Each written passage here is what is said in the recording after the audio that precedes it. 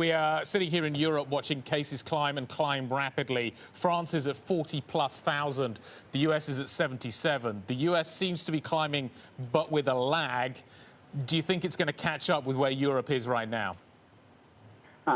It looks that way, Guy, because people are opening up carelessly and in a carefree manner rather than being careful. And over most of the states now, we see increases, including, sadly, in my own state of Tennessee.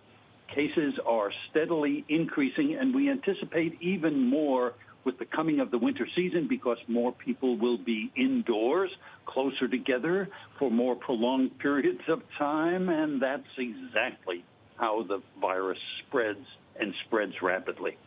So I think what I'm trying to understand is, the real risk winds up coming with deaths because that's going to dramatically affect confidence. People are going to want to stay in their homes and not go outdoors regardless of what the actual restrictions are. And that's when we run into deeper problems within the economy. So how prepared are hospitals and doctors in terms of treatment, in terms of hospital beds, in terms of masks, in terms of all the equipment that they actually need? Well, Alex, first of all, as you know, deaths are a quote, lagging indicator. They usually, with the increases in cases, deaths increase, but 2, 3, 4 weeks later. Hospitals are preparing as best they can, but some hospitals, for example, in the state of Wisconsin, are already very, very stressed and anticipating a twindemic. That is, not only a COVID increase, but all of a sudden, the arrival of our old friend, or should I say enemy, influenza, which in and of itself can cause stresses in hospitals. So we anticipate a very rough winter. At the moment, the supply of personal protective equipment, for example, is steady, but who knows what will happen 2 months from now. People are very antsy. Yeah. I guess that's a non-scientific way of putting it.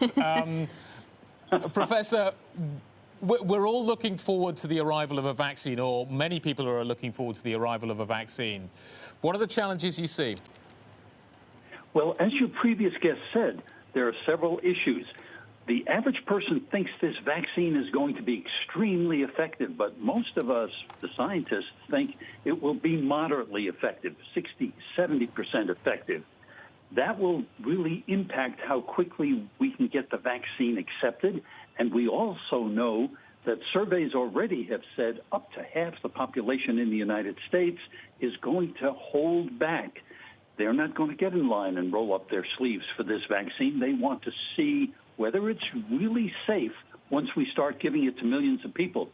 And to my distress, this concern is really especially expressed among minority populations, people who are African American and Hispanic, the very populations that are disproportionately affected by the vaccine.